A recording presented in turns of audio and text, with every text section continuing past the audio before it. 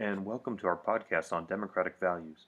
The purpose of this podcast is to provide you with a brief introduction to a governmental theme that we'll be anchoring much of our work and understanding to this year. In doing so, we'll be providing various historic and current examples to help you contextualize just how some of these values have grown and developed over time. And, as a result, you'll be expected to both identify and apply your understanding of these democratic values to various scenarios and texts. Before we get started, let's first go ahead and ground our thinking in some basic history facts. Perhaps by now you know that the American system of government has its roots in the 17th and 18th century Enlightenment in Europe, a movement that questioned the traditional authority of the monarch to rule. At this time in history, many began to question what gives one person the right to rule another. Enlightenment philosophers answered the question by acknowledging the importance of establishing order. They were influenced largely by the chaos of medieval times, when a lack of centralized government brought widespread death and destruction. Havens from invaders and attackers were necessary for survival. Consequently, weaker people allied themselves with stronger ones, and kings came to rule and provide protection in return for work and allegiance from their subjects. As order was established and new economic patterns emerged, people began to question the king's right to rule. For example, John Locke, an 18th century English philosopher, theorized that the right to rule came from the consent of the governed. Montesquieu wrote with admiration about three branches of government that checked one another's power. Rousseau believed that communities were most justly governed by the general will or majority rule of their citizens. Though the philosophers believed that rulers were important for maintaining order, they also questioned the sacrifice of individual freedom for what they saw under European monarchs. In the late 18th century, the founders created the blueprints for the United States government in an effort to achieve the delicate balances between many of what we call today democratic values. Their success, both past and present, is reflected in the continuing efforts to refine them. So just what are these democratic values? Well, we have come to define them as the fundamental beliefs and constitutional principles of American society, which unite all Americans. Such values have come to be expressed in the Declaration of Independence, the United States Constitution, and other significant documents, speeches, and writings of the nation, including Martin Luther King Jr.'s 1963 I Have a Dream speech. Some examples may include freedom, or what we'll also call liberty, security, individual rights, common good, equality, justice, life, and the pursuit of happiness.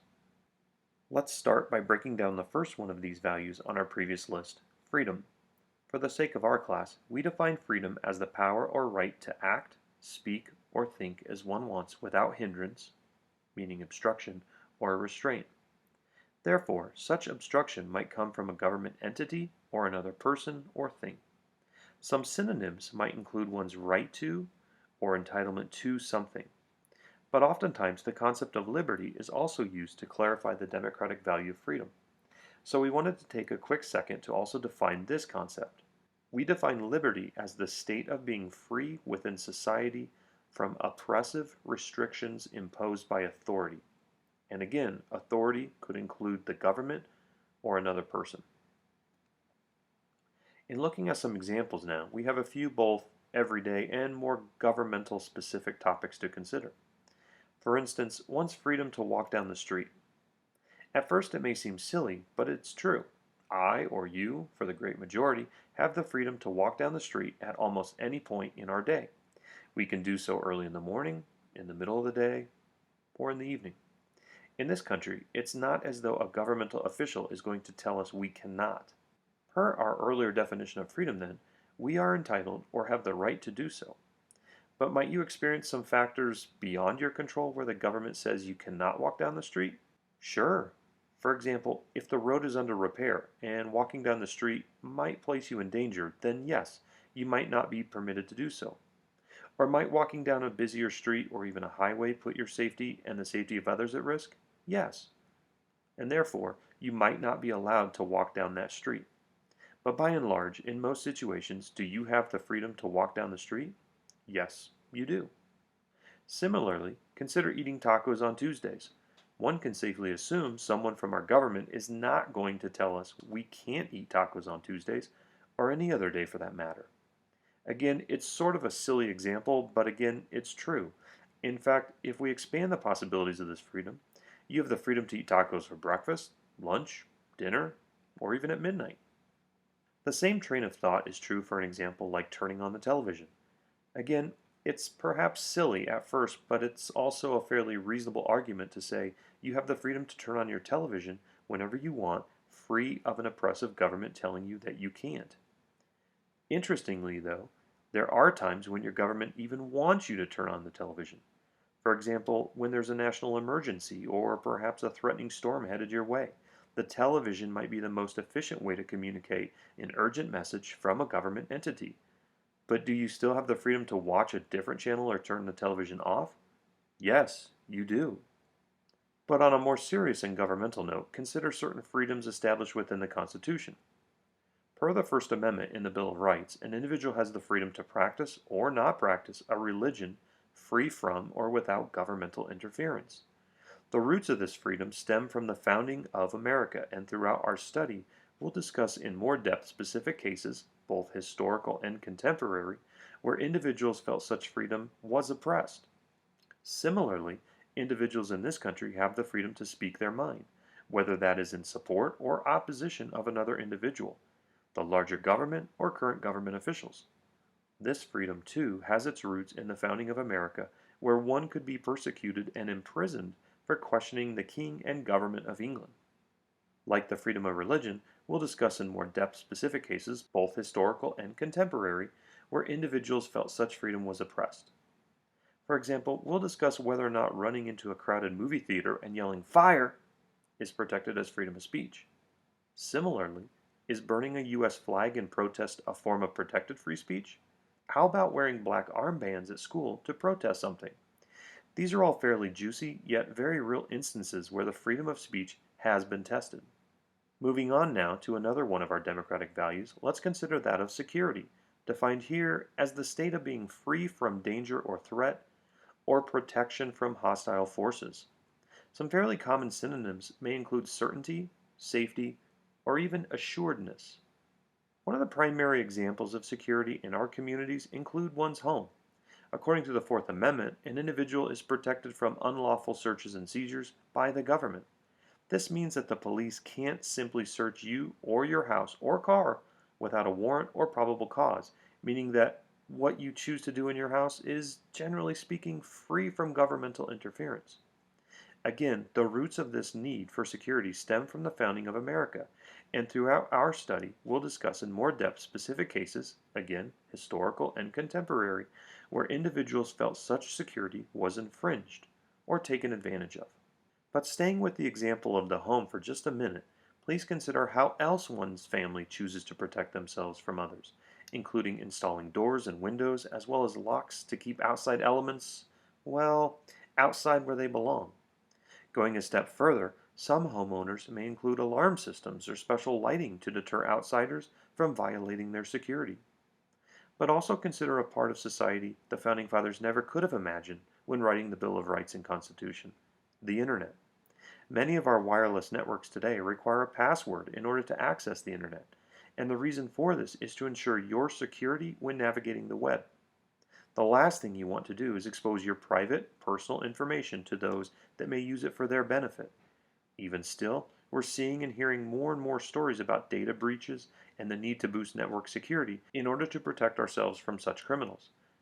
And finally, think about the increased levels of security when traveling to and through an airport.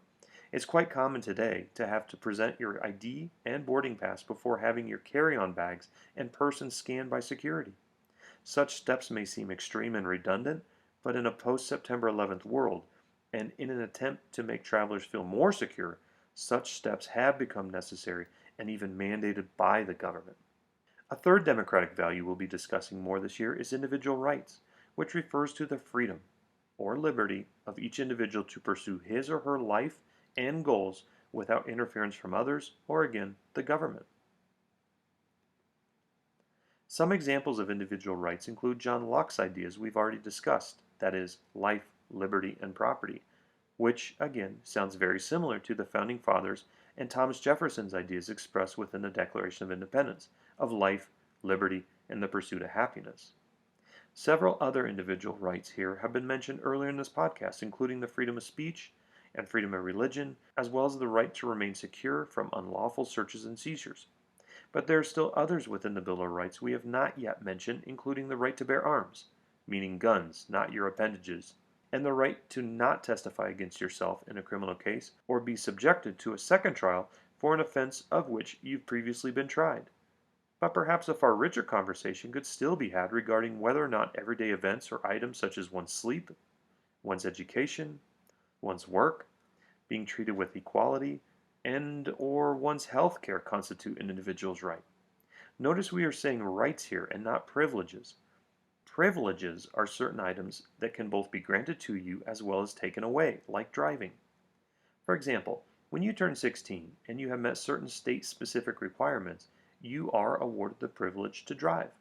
But if you violate the rules and laws of the road, then your ability to legally drive can be revoked. Rights, on the other hand, is something inherent or fundamental to you and cannot be taken away by anyone else or entity. Returning to our list for one more minute then, we see an item like education. Many in America consider access to education to be a fundamental right, but this argument fails to consider the quality of that education. The same is true with the concept of equality. The great majority of us believe we should treat and be treated equally. The Founding Fathers even believed that to be the case when in the Declaration of Independence, Thomas Jefferson famously said, quote, "We hold these truths to be self-evident, that all men are created equal." So the question we pose to you is whether or not the concept of equality has been experienced by all of us. The final democratic value we'll discuss here is called the common good, which refers to either what is shared and beneficial for all or most members of a given community. This is also known as group rights or collective rights. Throughout history, past presidents such as John Adams and Woodrow Wilson have toiled with this concept, as you see below in their quotes.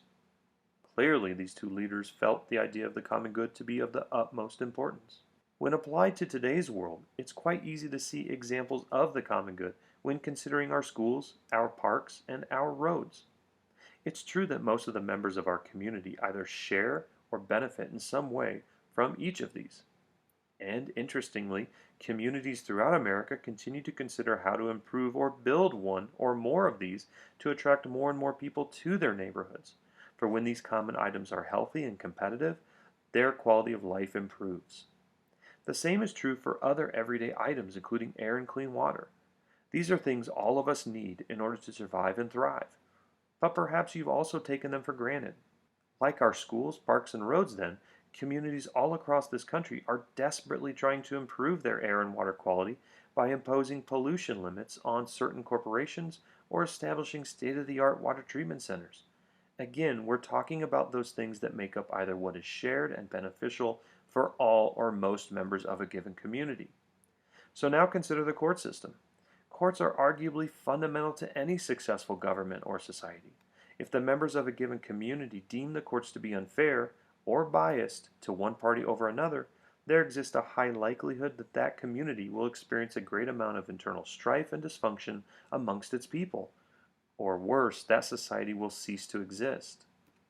Well, that pretty much brings our podcast to a close, but before we say goodbye, let's remind ourselves of the democratic values we've introduced you to thus far. We discussed the concept of freedom or liberty in some depth, as well as security, individual rights, and the common good. We also began to scratch the surface of the value of equality and the idea of treating others similarly.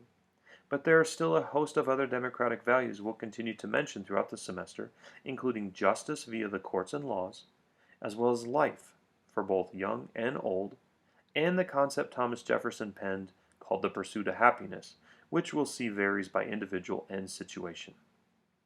For now, let us say thanks again for listening. If you have any questions, please be sure to write them down and bring them back into class where we can try and get them answered for you. Until then, have a great day.